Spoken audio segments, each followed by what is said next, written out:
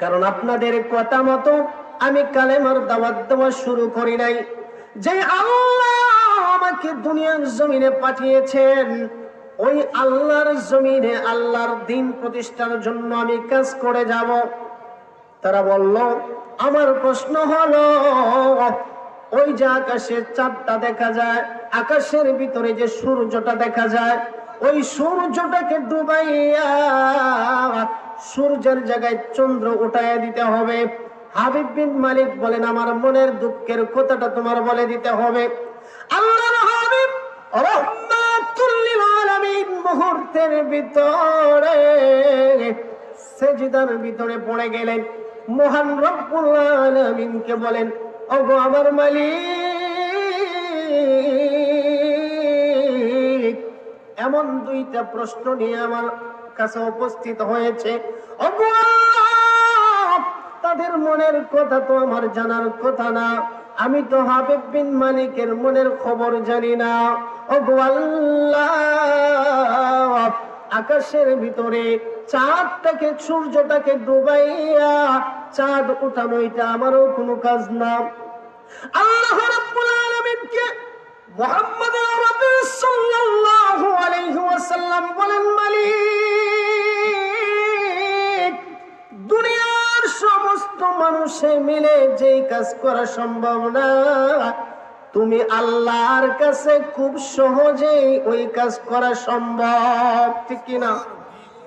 আল্লাহ চাইলে সবটা করতে পারেননি, এই বিশ্বাস আপনারা আছেনি? আলাইকুম ওয়া রাহমাতুল্লাহি ওয়া বারাকাতুহু। আপনারা কি ঘুমে ধরছে নাকি? তা ঘুমে ধরে লিছেনি? একটু সুন্দর করে সালামের জবাবটা দিবা। আসসালামু আলাইকুম ওয়া রাহমাতুল্লাহি ওয়া বারাকাতুহু। সবাই ভালো আছেন নি আপনারা? একটু সময় বইতে পারবেনি? রাত কিন্তু অনেক হয়ে গেছে, এর মাঝে ঠান্ডার রাত থাকবা তো, যত সময় আমি আছি ইনশাআল্লাহ। আলহামদুলিল্লাহ, আলহামদুলিল্লাহিল আকরামিল্লাযী খালাকাল ইনসানা ওয়া কাররাম وعلمه من البيان ما لم يعلم فسبحان الذي لا يحصى امتنانه باللسان ولا بالقلم ونشهد أن لا إله إلا الله وحده لا شريك له ونشهد أن سيدنا وحبيبنا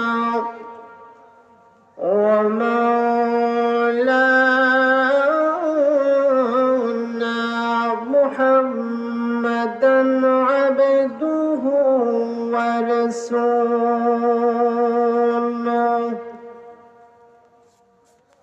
الذي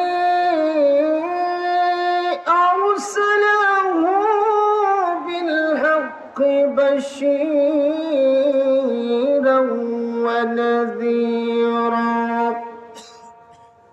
وداعيا إلى الله بإذنه وسراجا منيرا.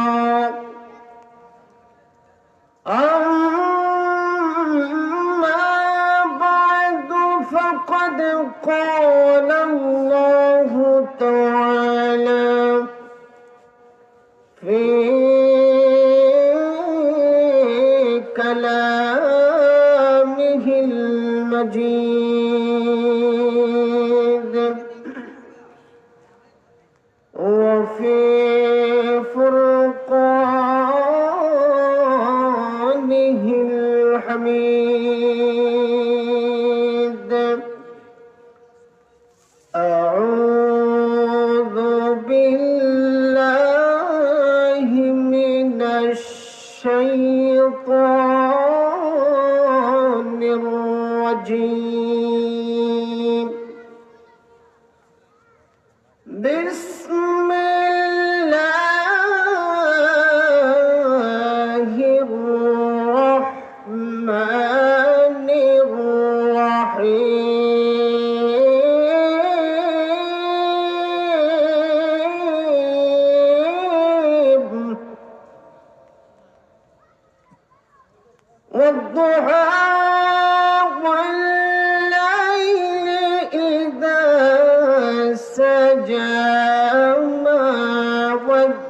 ودعك ربك وما قلى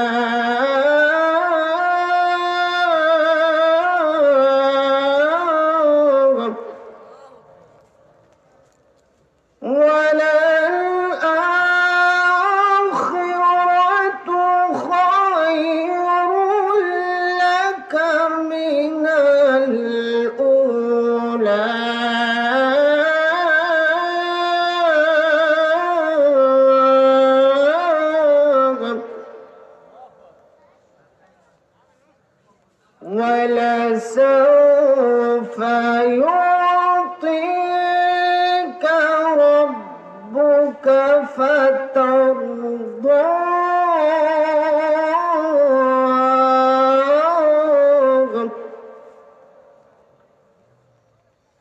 آمنت بالله صدق الله العظيم. وقال النبي صلى الله عليه وسلم يشفع يوم القيامة ثلاثة: الأنبياء ثم العلماء ثم الشهداء،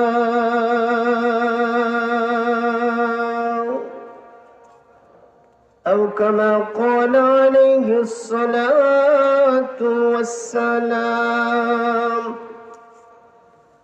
وقال تعالى في شان حبيبه مخبرا وآمرا: إن الله وملائكته يصلون على النبي يا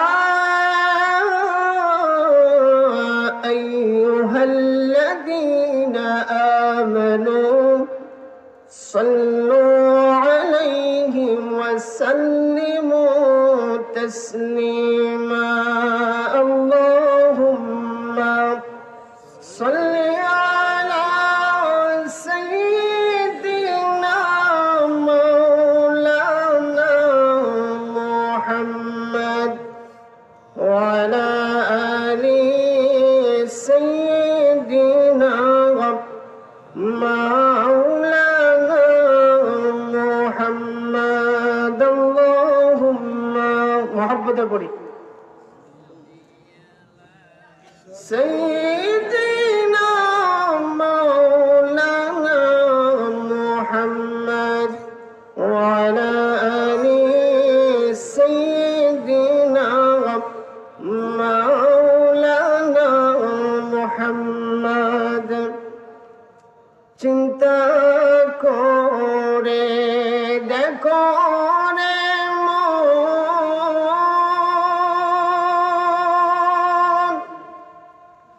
রাত্রি গভীর নিশীথে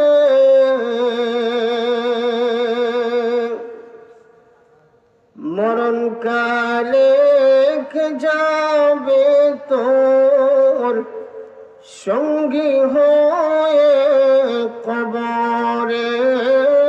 আল্লাহুম্মা সাল্লি আলা সাইয়্যিদিনা মাওলানা মুহাম্মদ ওয়া আলা আলি সাইয়্যিদিনা মাওলানা মুহাম্মদ।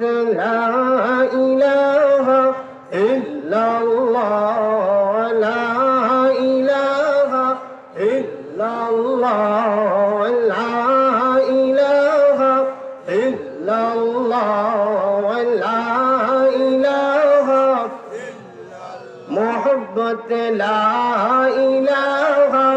ইল্লাল্লাহ লা ইলাহা ইল্লাল্লাহ লা ইলাহা লা ইলাহা ইল্লাল্লাহ লা ইলাহা ইল্লাল্লাহ লা ইলাহা লা ইলাহা ইল্লাল্লাহ সুবহানাল্লাহ ওয়ালহামদুলিল্লাহ লা ইলাহা ইল্লাল্লাহ সুবহানাল্লাহ ওয়ালহামদুলিল্লাহ লা ইলাহা ইল্লাল্লাহ লা ইলাহা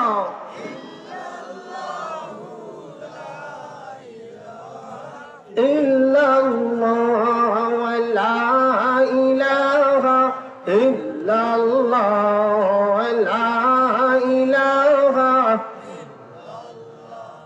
এত দূরে মদিনা আমরা কেমনে যাইব জানি না আল্লাহ এত দূরে মদিনা আমরা কেমনে যাব জানি না দয়া করো দয়ার আল্লাহ দয়া করো দয়ার আল্লাহ পুরাও মনের বাসনা লা ইলাহা ইল্লাল্লাহ লা ইলাহা আরো জোরে লা ইলাহা ইল্লাল্লাহ লা ইলাহা ভাইজান নামাজ রোজা সাইরোনা মা বাবার খিদমত ভুইলো না জোরে নামাজ রোজা সাইরোনা মা বাবার খিদমত ভুইলো না নবীর সুন্নাত সাইরোনা ভাই নবীর সুন্নাত সাইরোনা ভাই কোরআন হাদিস ভুইলো না লা ইলাহা লা ইলাহা লা ইলাহা ইল্লাল্লাহ মুহাম্মাদুর রাসূলুল্লাহ সাল্লাল্লাহু আলাইহি ওয়াসাল্লাম। ঐতিহ্যবাহী সতেগড় আব্দুর রাজ্জাক বিন মুজাফফর আলী হাফিজে ইবতেদায়ী মাদ্রাসা কর্তৃক আয়োজিত বার্ষিক ইসলামী সম্মেলনের বর্তমান অধিবেশনের সম্মানিত শ্রদ্ধাভাজন সভাপতি সাহেব, উপস্থিত রয়েছেন হযরত মুআজ্জাজ মুকাররম উলামায়ে কেরাম, মুরব্বিয়ানে আযম, আমার কলিজার টুকরা যুবক ভাই সকল, পর্দার আড়ালে অবস্থান কথা আমার শ্রদ্ধেয় সম্মানিতা মা ও বোনেরা, সর্বপ্রথম মহান আল্লাহ সুবহানাহু ওয়া তাআলার আলিশান দরবারে শুকরগুজার হচ্ছি, যিনি অত্যন্ত দয়া করে মহব্বত করে ভালোবেসে কনকনে ঠান্ডা শীতের মধ্যে জান্নাতি বরকতি এক মাহফিলে এসে অংশগ্রহণ করার তৌফিক দান করেছেন। এই জন্য মহান আল্লাহ রাব্বুল আলামিনের আলিশান দরবারে আমাদের অন্তরের অন্তঃস্থল থেকে হৃদয়ের সবটুকু আবেগ আর ভালোবাসা উজাড় করে শুধুমাত্র কেবলমাত্র মহান আল্লাহ সুবহানাহু ওয়া তাআলাকে সন্তুষ্ট করার উদ্দেশ্যে মহব্বতের সাথে উঁচু আওয়াজে সকলে পড়ে আলহামদুলিল্লাহ। লক্ষ লক্ষ কোটি দুরূদ ও সালাম আকায়ে নামদার তাজদারে মদিনা সরকারে দো আলম নবী মুহাম্মদ আরবি সাল্লাল্লাহু আলাইহি ওয়াসাল্লামের উপর। আরো আল্লাহর দরবারে শুকরিয়া আদায় করছি, মহান রব্বুল আলামিন আমাদেরকে দয়া করে মায়া করে ভালোবেসে মুসলমান হিসাবে কবুল করেছেন। শ্রেষ্ঠ নবী শেষ নবী মুহাম্মদুর রাসূলুল্লাহ সাল্লাল্লাহু আলাইহি ওয়াসাল্লামের উম্মত করেছেন। আমরা যে মুসলমান হতে পেরেছি, আল্লাহ রাব্বুল আলামিন যে আমাকে আপনাদেরকে শ্রেষ্ঠ নবী শেষ নবীর উম্মত হিসেবে কবুল করেছেন, এজন্য আমরা খুশি না বেজার? আওয়াজটা একটু জোরে দিতে হবে, আমরা খুশি না বেজার? যদি খুশি হয়ে থাকি তাহলে আল্লাহর দরবারে আবারও শুকরিয়া আদায় করি, আলহামদুলিল্লাহ। কেন আবার শুকরিয়া আদায় করলাম? এত বৎসর পরে, 1450 বৎসর পরে এসে আমরা কালমা পড়ে মুসলমান হয়ে গেছি। আল্লাহ সহজেই আমাদেরকে ইসলামের জন্য কবুল করেছেন। ইসলাম গ্রহণ করার ক্ষেত্রে কালমা পড়ার জন্য আমাদের শরীর থেকে একটা ফোঁটা রক্ত আমাদের বিলীন করা লাগে নাই, না আপনারা লাগছে? আমি যে ঈমান আনলাম, ঈমান আনার কারণে কেউ কি আমার কাছে এরকম ভাবে কেউ কি কোনো আঘাত করছে যে তুমি ইসলাম কবুল করতে পারবা না? কোন কঠিন কোন সমস্যার সম্মুখীন আমরা হই নাই। আমরা আল্লাহর কাছে কোনোদিন দরখাস্তও করি নাই যে আমাদেরকে শেষ নবীর উম্মত বানান। আল্লাহ দয়ার মায়া হয়ে আমাদের বানাইছে, আলহামদুলিল্লাহ। কিন্তু রাসূলুল্লাহ সাল্লাল্লাহু আলাইহি ওয়াসাল্লামের জামানা অনেক মানুষ রাসূলুল্লাহ সাল্লাল্লাহু আলাইহি ওয়াসাল্লামের সাথে চলাফেরা করেছে, রাসূলুল্লাহর সাথে প্রতিদিন সাক্ষাৎ হয়েছে, হুজুরের সাথে কথা বলেছে, হুজুরের চতুর্দিক দিয়ে ঘোরাফেরা করেছে। তাদের মধ্যে অনেক মানুষ এমন ছিল তাদের কপালে হেদায়েত না থাকার কারণে তারা কালমাটা পড়তে পারে নাই, ইসলামের ছায়াতলে তারা আসতে পারে নাই, ঠিক কিনা? যেমন এত দূরে যাওয়ার দরকার নাই, রাসূলের একজন চাচা আবু জেহেলের নাম সবাই শুনছেননি? আবু জেহেল রাসূলের বেশি দূরের মানুষ ছিল না, কাছের মানুষ ছিল। প্রতিদিন আবু জেহেলের সাথে সাক্ষাৎ, কিন্তু কপালে হেদায়েত না থাকার কারণে কালমা পড়তে পারে নাই, মুসলমান হতে পারে নাই, ইসলামের ছায়াতলে আসতে পারে নাই। বরং তারা চেষ্টা করছে কেমনে মুহাম্মদ সাল্লাল্লাহু আলাইহি ওয়াসাল্লামের দাওয়াতের মিশনকে বন্ধ করা যায়। সদা সর্বদাই তারা তাদের প্রচেষ্টা তারা এইটাই করছে, সব সময় চিন্তা করছে কেমনে কালেমার দাওয়াতটা বন্ধ করা যায়। কপালে তো হেদায়েত নাই, ওই আরো রাসূলুল্লাহ সাল্লাল্লাহু আলাইহি ওয়াসাল্লামের সাথে দুশমনি করছে। একদিন আবু জেহেল আল্লাহর হাবিব রাহমাতুল লিল আলামিনের কাছে আসছে। আবু জেহেল তার পার্সোনালি একটা মূর্তি ছিল, স্বর্ণের একটা মূর্তি, সব সময় ওই মূর্তির পূজা করত। যখন ঘর থেকে যখন বাহির হয়ে চলে যাইতো, তার পকেটের ভিতর তার মূর্তিটা ঢুকায় রাখতো। রাসূলুল্লাহ সাল্লাল্লাহু আলাইহি ওয়াসাল্লামের দরবারে গেলেন, গিয়ে বলে, ভাতিজা মুহাম্মদ সাল্লাল্লাহু আলাইহি ওয়াসাল্লাম, তুমি তো নবী দাবি করো, আজকে তোমাকে আমি একটা পরীক্ষা করতে চাই। যদি তুমি পরীক্ষার ভিতরে যদি পাস করতে পারো তাহলে আমি আবু জেহেল কথা দিলাম কালমা পড়ে মুসলমান হয়ে যাব।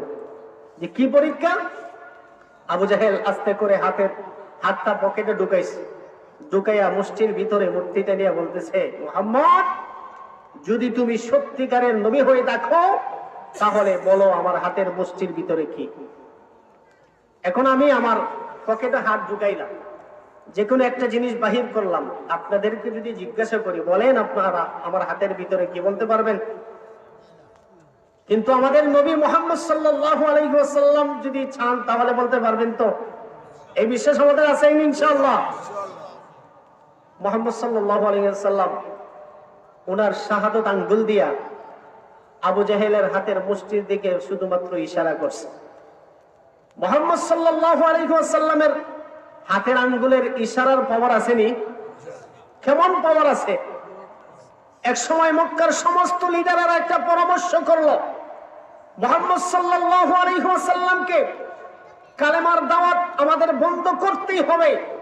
কেমনে বন্ধ করা যায়? তারা পরামর্শ দিল। সিরিয়ার গভর্নর ছিল মালিক বিন হাবিব, আর মক্কার গভর্নর ছিল আবু জেহেল। তারা পরামর্শ করলো, আমরা দুইটা প্রশ্ন করব, যদি এই প্রশ্নের জবাব দিতে পারে তাহলে আমরা বিশ্বাস করব, মেনে নেব মুহাম্মদ সত্য নবী। তারা পরামর্শ করে সিদ্ধান্ত নিল প্রশ্ন কি করা যায়। আবু জেহেল বলল, আমি প্রশ্ন করব। যখন দিনের বেলায় আমি তাকে জিজ্ঞাসা তাকে বলবো, দিনের বেলা আকাশে সূর্য উঠেছে, ওই সূর্যটা তোমাকে ডুবাই দিতে হবে, সূর্য ডুবাইয়া চন্দ্রকে উঠাইতে হবে, আর ওই চন্দ্রটাকে দ্বিখণ্ডিত করে আমাকে দেখাইতে হবে। যদি তুমি পারো তাহলে আমি আবু জাহেল মুসলমান হয়ে যাব। আসলে আবু জাহেল তো বাটপার, মুসলমান হওয়ার তার কোনো চিন্তাধারাই নাই। মুহাম্মদ সাল্লাল্লাহু আলাইহি ওয়াসাল্লামের কাছে এরকম বলতেছে। হাবিব বিন মালিক বলেন, আমি একটা প্রশ্ন করব, আমার জীবনে একটা দুঃখের বিষয় আছে, আমি যতই সুখে থাকি না কেন, কোনো কিছুর অভাব নেই, কিন্তু আমার মনের ভিতরে বড় একটা দুঃখ, এই দুঃখের কথা দুনিয়ার কারো কাছে আমি কোনোদিন বলি নাই। এইটা মুহাম্মদ সাল্লাল্লাহু আলাইহি ওয়াসাল্লামকে জিজ্ঞাসা করব। আমার ভাইয়েরা, আমার বন্ধুরা, হযরত মুহাম্মদুর রাসূলুল্লাহ সাল্লাল্লাহু আলাইহি ওয়াসাল্লামের দরবারে আবু জাহেল, হাবিব বিন মালিক সহ মক্কার অনেকগুলা মানুষ নিয়ে উপস্থিত। আল্লাহর হাবিব রাহমাতুল লিল আলামিনকে বলেন, ওরে মুহাম্মদ, তোমাকে দুইটা প্রশ্ন করব, যদি দুইটা প্রশ্নের জবাব তুমি সঠিকভাবে দিতে পারো, তাহলে আমরা কথা দিলাম তোমার ধর্ম আমরা গ্রহণ করে নেব। আর যদি এই দুইটা প্রশ্নের উত্তর তুমি না দিতে পারো রে মুহাম্মদ, তোমারও কথা দিতে হবে এই মক্কার জমিনে তুমি কালিমার দাওয়াত দিতে পারবা না। নাউজুবিল্লাহ। জোরে কোন আল্লাহর হাবিব রাহমাতুল লিল আলামিন বলেন, আপনাদের প্রশ্নগুলা কি বলেন, আমি কালেমার দাওয়াত দেব না দেব না, কালিমার দাওয়াত কি আমি প্রচলিত রাখবো না বন্ধ করে দেব, এইটা হচ্ছে আমার ব্যাপার। কারণ আপনাদের কথা মতো আমি কালেমার দাওয়াত দেওয়া শুরু করি নাই। যে আল্লাহ আমাকে দুনিয়ার জমিনে পাঠিয়েছেন, ওই আল্লাহর জমিনে আল্লাহর দিন প্রতিষ্ঠার জন্য আমি কাজ করে যাব। তারা বলল, আমার প্রশ্ন হলো, ওই যে আকাশের চাঁদটা দেখা যায়, আকাশের ভিতরে যে সূর্যটা দেখা যায়, ওই সূর্যটাকে ডুবাইয়া সূর্যের জায়গায় চন্দ্র উঠাইয়া দিতে হবে। হাবিব বিন মালিক বলেন, আমার মনের দুঃখের কথাটা তোমার বলে দিতে হবে। আল্লাহর হাবিব রাহমাতুল লিল আলামিন মুহূর্তের ভিতরে সিজদার ভিতরে পড়ে গেলেন। মহান রব্বুল আলামিনকে বলেন, ওগো আমার মালিক, এমন দুইটা প্রশ্ন নিয়ে আমার কাছে উপস্থিত হয়েছে, ওগো আল্লাহ, তাদের মনের কথা তো আমার জানার কথা না, আমি তো হাবিব বিন মালিকের মনের খবর জানি না। ওগো আল্লাহ, আকাশের ভিতরে চাঁদটাকে সূর্যটাকে ডুবাইয়া চাঁদ উঠানো এটা আমারও কোনো কাজ না। আল্লাহ রাব্বুল আলামিনকে মুহাম্মদ রাসূল সাল্লাল্লাহু আলাইহি ওয়াসাল্লাম বলেন, মালিক, দুনিয়ার সমস্ত মানুষে মিলে যেই কাজ করা সম্ভব না, তুমি আল্লাহর কাছে খুব সহজেই ওই কাজ করা সম্ভব। ঠিক কিনা? আল্লাহ চাইলে সবটা করতে পারেননি, এই বিশ্বাস আপনারা আছেনি? আল্লাহ রাব্বুল আলামিন হযরত জিবরাইল আলাইহিস সালাতু ওয়াস সালামকে পাঠিয়ে দিলেন। জিবরাইল আলাইহিস সালাতু ওয়াস সালাম আল্লাহর হাবিবের দরবারে উপস্থিত। আসসালাতু ওয়াস সালামু আলাইকা ইয়া রাসূলুল্লাহ। ওগো নবীজি, আপনাকে যে প্রশ্ন করেছে, আকাশের ভিতরে সূর্যটাকে ডুবাইয়া চাঁদ উঠাইতে হবে, আপনি কি জানেননি আপনার শাহাদত আঙ্গুলের ভিতরে আল্লাহ রাব্বুল আলামিন এমন পাওয়ার দান করেছেন, ওই আঙ্গুল দিয়ে যদি আপনি সূর্যের দিকে ইশারা করেন, মুহূর্তের ভিতরে সূর্যটা ডুবে যাবে। সুবহানাল্লাহ। আল্লাহর হাবিব রাহমাতুল লিল আলামিনকে বলেন, নবীজি, হাবিব বিন মালিকের মনের খবর আপনার জানা নাই, কিন্তু আল্লাহ রাব্বুল আলামিন আপনাকে জানায় দিলেন। এই কারণে তার মনের ভিতরে কষ্ট। আল্লাহর হাবিব রাহমাতুল লিল আলামিন শাহাদত আঙ্গুল দিয়া ইশারা করার সাথে সাথে সূর্যটা ডুবে গেছে। ওই আঙ্গুলের ইশারার সাথে সাথে মহান রব্বুল আলামিন চন্দ্রটাকে উঠাইয়া দিয়েছে। আমার বড় আল্লাহর হাবিব রাহমাতুল লিল আলামিন দুই হাত দিয়ে এরকম ভাবে ইশারা করার সাথে সাথে এত উপরের চন্দ্রটা মুহূর্তের ভিতরে দ্বিখণ্ডিত হয়ে গেছে। আবু জেহেল তো বলছিল, তুমি যদি এই কাজ করে দেখাইতে পারো, আমি কথা দিলাম কালমা পড়ে মুসলমান হয়ে যাব। ওই আবু জেহেল মুহূর্তের ভিতরে পলটি মারলো আর বলল, মুহাম্মদ সাল্লাল্লাহু আলাইহি ওয়াসাল্লাম বলে, বাতিজা মুহাম্মদ, এতদিন জানতাম তুমি ছোটখাটো জাদুঘর, কিন্তু আজকে দেখি এত বড় জাদুঘর। তোমার জাদু শুধু দুনিয়াতেই কাজ করে না, বরং লক্ষ লক্ষ মাইল পরে তোমার জাদু কাজ করে। বলি নাউজুবিল্লাহ। হাবিব বিন মালিকের মনের কষ্টটা কি? আল্লাহর হাবিব রাহমাতুল লিল আলামিন বলেন, হাবিব বিন মালিক, আল্লাহ তোমাকে কোনো কিছুতে অভাব রাখেন নাই, সম্পদের দিকে তোমার কোনো কমতি নাই, নেতাগিরির দিক দিয়ে ক্ষমতার দিক দিয়ে তোমার কোনো কমতি নাই।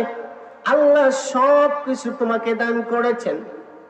তোমার মনের ভিতরে কষ্ট হলো, এত কিছু থাকার পরও আল্লাহ তোমাকে কোনো ছেলে সন্তান দান করেন নাই। যদিও মহান রব্বুল আলামিন তোমাকে একটা কন্যা সন্তান দান করেছেন, জন্মের পর থেকে নিয়ে শুরু করে ওই কন্যা সন্তানটা আজও পর্যন্ত তোমাকে বাবা বলে পর্যন্ত ডাকতে পারে না। এটাই তোমার মনের কষ্ট। হাবিব বিন মালিক মুহূর্তের ভিতরে মুহাম্মদুর রাসূলুল্লাহ সাল্লাল্লাহু আলাইহি ওয়াসাল্লামকে ঘোষণা করে দিলেন, ওগো মুহাম্মদ সাল্লাল্লাহু আলাইহি ওয়াসাল্লাম, আমার এই মনের দুঃখটা কষ্টটা দুনিয়ার কারো কাছে কোনোদিন আমি প্রকাশ করি নাই।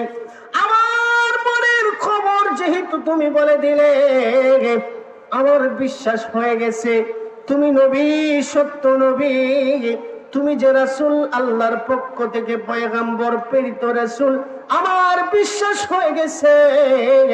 আমি আর দেরি করতে চাই না, তোমার হাতে আমার হাত রাখলাম, আমাকে পড়ায়া দাও লা ইলাহা ইল্লাল্লাহু মুহাম্মাদুর রাসূলুল্লাহ সাল্লাল্লাহু আলাইহি ওয়াসাল্লাম। বলতেছিলাম, আবু জেহেল তার হাতের মুষ্টির ভিতরে তার খোদাকে তার হাতের মুষ্টির ভিতরে ঢুকাইয়া বলে, বাতিজা মুহাম্মদ, তোমার কাছে আমি জানতে চাই, তুমি যদি সত্যি নবী হয়ে থাকো তাহলে আমার মুষ্টির ভিতরে কি আছে তোমার বলে দিতে হবে। যদি তুমি বলতে পারো আমি তোমার ধর্ম মেনে নেব।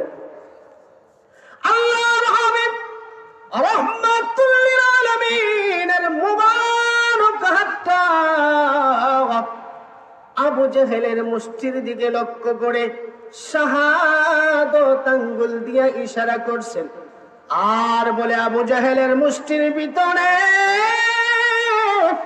যদি আল্লাহর কোন মাখলুক করে, আমি নবী তোমাকে অর্ডার দিলাম, তুমি আবু জেহেলের কাছে আমার পরিচয়টা দিয়ে দাও।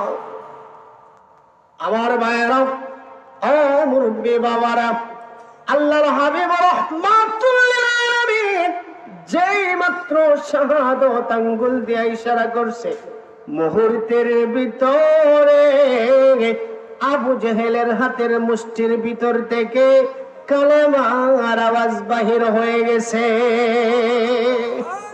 আবু জেহেল লক্ষ্য করে দেখলো তার হাতের মুষ্টির ভিতর থেকে কে জানি পড়ে গো লা ইলাহা ইল্লাল্লাহ মুহাম্মাদুর রাসূলুল্লাহ সাল্লাল্লাহু আলাইহি ওয়াসাল্লাম। আবু জেহেল তো অবাক, ভাতিজা মুহাম্মদ তুমি এত বড় জাদুঘর, নাউজুবিল্লাহ কোন। শেষ পর্যন্ত আমার খোদারেও তুমি জাদু করে নিলা, নাউজুবিল্লাহি মিন যালিক। খোদারে ফালাই দিছা আসার মারি, না না আমার খোদারেও তুমি জাদু করে দিছো। আগে কি হয়েছিল যে আমি কালমা পড়ে মুসলমান হইব, এখন কি দেখো এখন কো ভাতিজা মুহাম্মদ তুমি তো জাদুঘর। আসলে আবু জেহেল কি বাটপার, কি পার কষ্ট হইনি আবু জেহেলরে বাটপার হইতে, কিতাফার আবু জেহেল, আরো জোরে কোন কিতাব, আবু জেহেল হচ্ছে বাটপার। বিভিন্ন সময় আরো অনেক সময় এরকম বলছে, বললে সে কালমা পড়ে মুসলমান হয় নাই, হবে কেমনে, তার কপালে তো হেদায়েত নাই। আল্লাহ যে বলেছেন ইন্নাকা লা তাহদি মান আহবাবতা ওয়ালাকিন্নাল্লাহা ইয়াহদি মান ইয়াশা।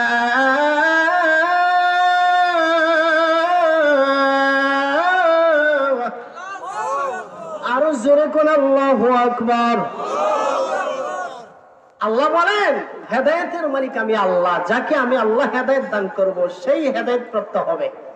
আল্লাহ তার কপালে হেদায়েত রাখে নাই, যার কারণে সে হেদায়েত প্রাপ্ত হতে পারে নাই। অথচ প্রতিদিন রাসূলুল্লাহ সাল্লাল্লাহু আলাইহি ওয়াসাল্লামের সাথে তার দেখা হয়েছে। আপনারা যারা মদিনাতে গেছেন অবশ্যই দেখছেন, মুহাম্মদ সাল্লাল্লাহু আলাইহি ওয়াসাল্লামের ঘর থেকে হেরাম শরীফে আসার সময় হেরাম শরীফের পাশেই কিন্তু আবু জাহেলের ঘর। আল্লাহর হাবিব রাহমাতুল লিল আলামিনের ঘর থেকে হেরাম শরীফে আসতে গেলে, খানায়ে কাবা আসতে গেলে রাস্তার ভিতরে পড়ে আবু জাহেলের ঘর। প্রতিদিনই দেখা হয়েছে, কিন্তু কপালে হেদায়েত না থাকার কারণে সে কালমা পড়ে মুসলমান হতে পারে নাই। কিন্তু দেখেন হযরত বেলাল রাদিয়াল্লাহু তাআলা আনহু ওই হাফসি দেশ থেকে, তার বাড়িও এখানে নাই, অন্য দেশ থেকে এসে তাও আবার গোলাম একজন মানুষ কালমা পড়ে মুসলমান হয়ে গেছে। সুবহানাল্লাহ, খালি মুসলমান হয়েছে এখানেই শেষ। হযরত বেলালের দাম আল্লাহ রাব্বুল আলামিন এত বেশি বাড়াইছেন, বেলাল যদি আযান না দেয় আল্লাহ তাআলা আকাশে সূর্য উঠান না। সুবহানাল্লাহ। মুনাফিক আপনার এলাকাতে আছে নি? রাসূলের যুগেও কিন্তু মুনাফিক মার্কা কিছু মুসলমান ছিল। তারা রাসূলের দরবারে আসলে বলতো, ইয়া রাসূলুল্লাহ আমরাই তো সচ্চা মুসলমান, আমরাই খাঁটি মুমিন, আমরাই খাঁটি ইমানদার, আমরাই আপনার খাঁটি সাহাবী, আপনার উপর আমরা ঈমান আনলাম। কিন্তু তারা যখন অন্যদিকে চলে যাইত, যখন তাদের লোকদের কাছে, বেঈমানদের কাছে যখন চলে যাইত, তখন বলতো না না কালমা তো পড়ি নাই। এটা আল্লাহ কোরআনে বলছেন, وَإِذَا لَقُوا الَّذِينَ آمَنُوا قَالُوا آمَنَّا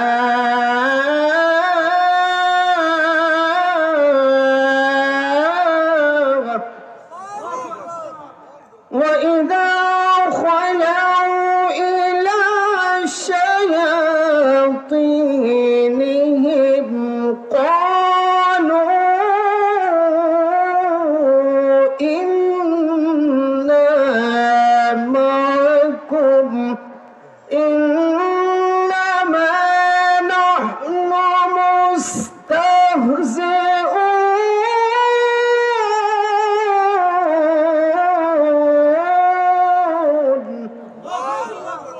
আল্লাহ রাব্বুল আলামিন কুরআনুল কারীমের ভিতরে জানিয়ে দিয়েছেন, নবীজি মুহাম্মদুর রাসূলুল্লাহ সাল্লাল্লাহু আলাইহি ওয়াসাল্লামের দরবারে মুনাফিকেরা আল্লাহর হাবিবের কাছে এসে বলতো, ওগো নবীজি আমরাই সত্যিকারের ইমানদার, খাঁটি ইমানদার, সচ্চা মুসলমান। কিন্তু ওই সমস্ত লোকেরা যখন বেঈমানদের কাছে চলে যাইত, তখন তারা বলতো, কি ব্যাপার, তোমাকে তো কয়েকদিন যাবত দেখা যায় মুহাম্মাদের দরবারে যাও, তোমরা কি কালমা পড়ে মুসলমান হয়ে গেছো নাকি? তারা বলে না না, ক্বালু ইন্না মাকুম, আমরা মুসলমান হই নাই, ঈমান গ্রহণ করি নাই। যখন তাদেরকে বলা হইতো, যদি তোমরা কালমা নাই পড়ে থাকো, যদি মুসলমান নাই হয়ে থাকো, তাহলে মুহাম্মাদের দরবারে তোমরা কেন যাও? তারা বলতো ইন্নামা নাহনু মুস্তাহজিউন, তারা বলতো আমরা তো মুহাম্মাদের দরবারে যাই, মুহাম্মাদের সাহাবীদের কাছে যাই, মুহাম্মদ আর তার সাহাবীদের সাথে মশকরা করার জন্য। বলি নাউজুবিল্লাহ। এমন মুনাফিক কয়েকজন এসে রাসূলুল্লাহ সাল্লাল্লাহু আলাইহি ওয়াসাল্লামকে বলে, মুহাম্মদ সাল্লাল্লাহু আলাইহি সাল্লাম, বেলাল তো মসজিদে নববীর মুয়াজ্জিন, যেই মসজিদের ইমাম স্বয়ং আল্লাহর হাবিব রাহমাতুল লিল আলামিন, ওই মসজিদের মুয়াজ্জিন হযরত বেলাল রাদিয়াল্লাহু তাআলা আনহু দাম কি পরিমাণ বাড়ছে চিন্তা করে দেখেন। বলে বেলাল, তারে কি মুয়াজ্জিনের পদটা থেকে একটু বাতিল করা যায় না? বেলাল রেখেনে বাতিল করবা, তার অপরাধ কি, দোষটা কি? দেখবেন আমাদের সমাজে ইমাম মুয়াজ্জিন যখন বাতিল করা হয় দোষ লাগে না, আনা দোষেই, দোষের কোনো অভাব নাই, আন্তাজি দোষ। একজনের ভালো লাগে না, কইব অমুক ভালো না, তারা বাতিল, শেষ। এমন একটা পরিস্থিতির সম্মুখীন আমরা হয়েছি, আমরা চাকরির এক পয়সারও দাম নাই, হইতে দেরি, চাকরি ছুটতে দেরি না। একবার ঘরের বউরেও যদি ছাড়তে হয়, কথা খাওয়া লাগে কয়টা? 3 কথা খাওয়ার আগে তো ছাড়া হয় না। বেড়ার ঘরের বউরে ছাড়তে গেলেও 3 কথা খাওয়া লাগে, ইমামরে ছাড়তে গেলে ইশারাতে যথেষ্ট, কথাই খাওয়া লাগে না। যেরকম ঠিক কিনা? এটা পরিস্থিতি এরকম হয়ে গেছে। বেলালের ব্যাপারে অভিযোগ যে বেলাল, তার চেহারা সুরত তো সুন্দর না, ঠোঁট মোটা মোটা, দাঁত গুলা বড় বড়, নাক বড় সেফটা, তার চুল কুকরানো কুকরানো। এটা কি অপরাধ নাকি? আপনারা কি বলেন, এটা কি অপরাধ? আল্লাহ যারে যেরকম বানাইছে এরকমই তো হইব না, নিজে নিজে আরো সুন্দর হইতে পারবো? আল্লাহর হাবিব বলেন, এইটা তো আল্লাহ তাকে এরকম ভাবে সৃষ্টি করছেন, তার তো গুণ আছে। বলে আরো সমস্যা আছে। যে কি সমস্যা? বলে হযরত বেলাল রাদিয়াল্লাহু তাআলা আনহুর জিহ্বার ভিতরে কিছু জড়তা ছিল। হযরত বেলাল রাদিয়াল্লাহু তাআলা আনহু জিহ্বার জড়তার কারণে অনেক সময় দেখা যাইত শিন উচ্চারণ করতে পারতেন না। শিন রে উনি সিন উচ্চারণ করতেন। আযানের মধ্যে তো শিন আছে, যেমন আশহাদু আল্লাহ আছে না, আশহাদু আল্লা ইলাহা ইল্লাল্লাহ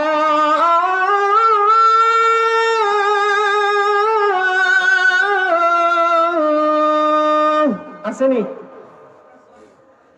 আশহাদু আন্না মুহাম্মাদার রাসূলুল্লাহ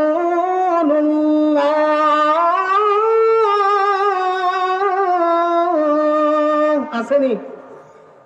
এখানে তো ঝামেলা, উনি শিন তো উচ্চারণ করতে পারে না। তো বলে তাহলে কি করা যায়? মসজিদ পাল্টান। আল্লাহর হাবিব রাহমাতুল লিল আলামিন যে সময় দেখলেন অনেক মানুষের অভিযোগ, বলে ঠিক আছে মসজিদ পাল্টাইলাম, নতুন মসজিদ নিয়োগ দেওয়া হলো। আগামীকাল ফজরের নামাজ থেকে নতুন মসজিদে আজান দেবে আব্দুল্লাহ ইবনে উম্মে মাকতুম রাদিয়াল্লাহু তাআলা আনহু। এত সুন্দর কোনটা আজান দেওয়া হয়েছে, ফজরের আজান। যারা ফজরের নামাজ পড়েন অবশ্যই জানেন, বেশি যদি হয় 45-50 মিনিট আগে আজান শুরু হয়, এর চেয়ে আগে তো আর আজান হয় না। কিন্তু এত সুন্দর সুললিত কণ্ঠে আজান দেওয়ার পরেও রাসূল সাল্লাল্লাহু আলাইহি ওয়াসাল্লাম দেখতে পেলেন এত সময় ওয়েট করতেছেন, অপেক্ষা করতেছেন, কিন্তু সূর্য ওঠার কোনো ভাব দেখা যায় না, পর হইতেছে না, বোঝা যায় আরো আন্ধার হইতেছে। সবাই চিন্তার ভিতরে পড়ে গেছেন যে কি ব্যাপার, প্রতিদিন সকাল হয়, আজকে তো দেখি সকাল হয় না। আল্লাহর হাবিব রাহমাতুল লিল আলামিন সিজদার ভিতরে পড়ে গেছেন। মহান রব্বুল আলামিনের কাছে বলেন, আল্লাহ কি ব্যাপার, আমি তো বুঝি না, কিয়ামত সংঘটিত হয়ে যাবে নাকি? এত সময় আগে আজান হলো, এখনো পর্যন্ত সকাল হওয়ার কোন খবর দেখি না। আল্লাহর হাবিব রাহমাতুল লিল আলামিন সিজদার ভিতরে রয়েছেন। আল্লাহ সুবহানাহু ওয়া তাআলা হযরতে জিবরাইল আলাইহিস সালাতু ওয়াস সালামকে পাঠালেন।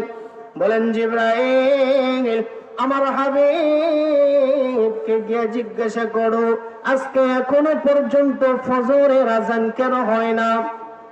প্রতিদিন হযরত বেলাল যখন তার মায়াবী কণ্ঠ দিয়ে আযান দিতেন, তার আযানের আওয়াজ 7 আসমান পাড়ি দিয়া, সিদরাতুল মুনতাহা পাড়ি দিয়া, মহান রব্বুল আলামিনের আরশ পর্যন্ত আযানের আওয়াজ চলে যাইত। আজকে আযান কেন হয় না? হযরত জিবরাইল আল্লাহর হাবিবের দরবারে এসে বলেন, আসসালাতু ওয়াসসালামু আলাইকা ইয়া রাসূলুল্লাহ, ও গো নবীজি, আজকে কেন মদিনার মসজিদে কোনো আযান হয় নাই?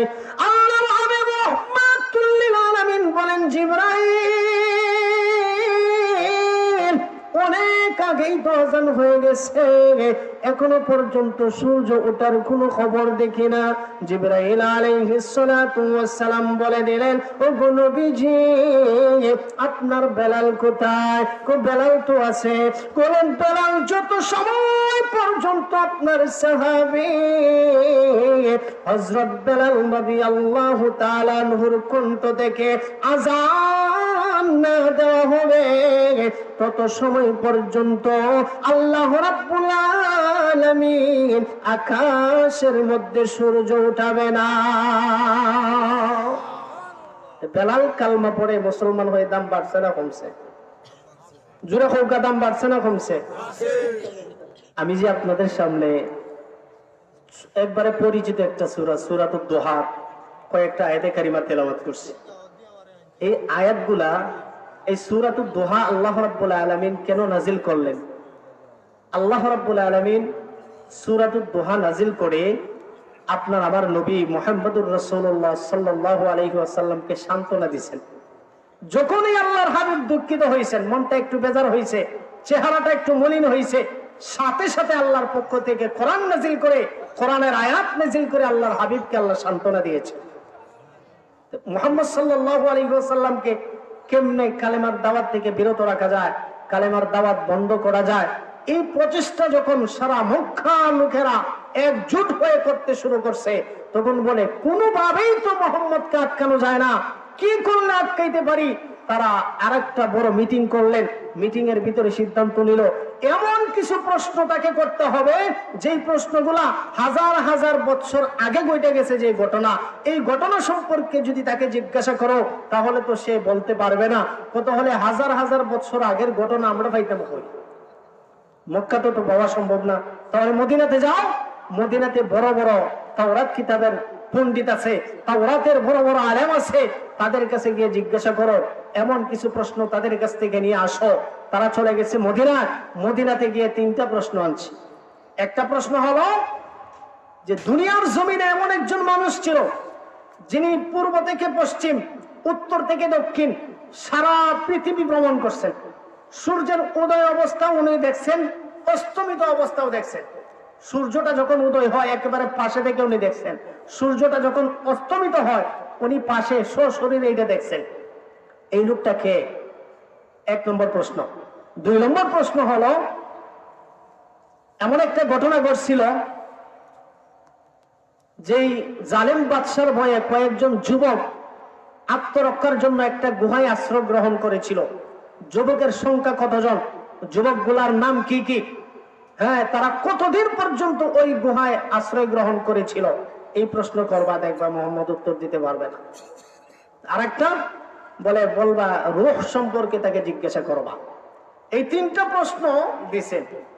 আর বইলা দিছে, দেখো এই 3 প্রশ্নের উত্তর যদি সে না দিতে পারে তাহলে তোমাদের মনে যা চায় তাই করতে পারো, কিন্তু যদি এই 3 প্রশ্নের উত্তর দেয়া দেয়, সাবধান, তার পিছনে লাগার চেষ্টা করবা না। কারণ এই প্রশ্নের উত্তর যে দিতে পারবে অবশ্যই আসমান থেকে তার কাছে ওহী নাজিল হয়। আসমান থেকে ওহী নাজিল না হইলে এই প্রশ্নের উত্তর দিতে পারবে না। তো এই প্রশ্নগুলোর ভিতরে যে কয়েকটা যুবকদের সাথে একটা কুকুর ছিল। আমি উত্তর দিতেছি না কয়জন যুবক উত্তর দিতে পারবো না, এই সময়ও নাই। একটা কুকুর ছিল। যখন যুবকেরা আত্মরক্ষার জন্য গুহার দিকে চলতেছে, একটা কুকুর যুবকদের পিছে পিছে দৌড়তেছে। আমরা পিছিয়ে যদি কুত্তায় আমরা তাড়াই দেই, যুবকরাও তাড়ানোর চেষ্টা করতেছে, কিন্তু কুকুরটা তো সরে না। যতই তাড়ানোর চেষ্টা করতেছে কুকুরটা তো সরে না, কুকুর তাদের কাছে আসে। এক সময় আল্লাহর পক্ষ থেকে ওই কুকুরের জবান আল্লাহ রাব্বুল আলামিন খুলে দিয়েছেন। সুবহানাল্লাহ। আল্লাহ যদি চান কুকুর দিয়ে কথা যে কয়টা হরণ, এই বিশ্বাস আপনার আসেনি? আছে তো? আমার ভাইয়েরা, ওই কুকুরের জবান আল্লাহ রাব্বুল আলামিন খুলে দিলেন। কুকুরটা তার মানুষের মতো কথা বলতে শুরু করছে। ও আল্লাহর ওয়ালিরা, তোমাদের ইমানের হেফাজতের জন্য ওই জায়গা ছাড়িয়া তোমরা পাহাড়ের গুহার ভিতরে আশ্রয় নিবা। আমি কুকুর, আমি বুঝতে পারলাম তোমাদের প্রতি মহান আল্লাহর বড় মায়া, তোমরা বড় মহব্বতের বান্দা। আমি কুকুর তোমাদের কাছে থাকতে চাই। আমি কুকুর জাগ্রত থাকিয়া তোমাদেরকে পাহাড়দারি করতে চাই। ওই কুকুরটাও চলে গেছে। ওই কুকুরের ব্যাপারে বলা হয়েছে আল্লাহ রাব্বুল আলামিন কয়েকটা প্রাণীকে জান্নাত দান করবেন। ওই কয়েকটা প্রাণীর ভিতরে ওই কিতমির নামের কুকুরটাকে আল্লাহ জান্নাত দান করে দিবেন। কেন জান্নাত দান করবেন? আল্লাহর ওয়ালিদের সাথে সহবত থাকার কারণে, আল্লাহর ওয়ালিদেরকে সহযোগিতা করার হাত বাড়িয়ে দেওয়ার কারণে ওই কুকুরটা আল্লাহর কাছে অত দামি হয়ে গেছে। আমরা আশরাফুল মাখলুকাত, আমরা যদি ওলিয়া উলিয়াদের কাছে থাকি, আমরা যদি উলামায়ে কেরামের পাশে থাকি, যদি তাদেরকে আমরা সহযোগিতা করি, কুকুরের যদি এরকম অবস্থা হয়, আমরা আশরাফুল মাখলুকাত হইয়া আমরা কি জান্নাতের মালিক হতে পারবো না? পারবো তো? একটা কুকুর যদি যায়, আমরা ভাবতাম না।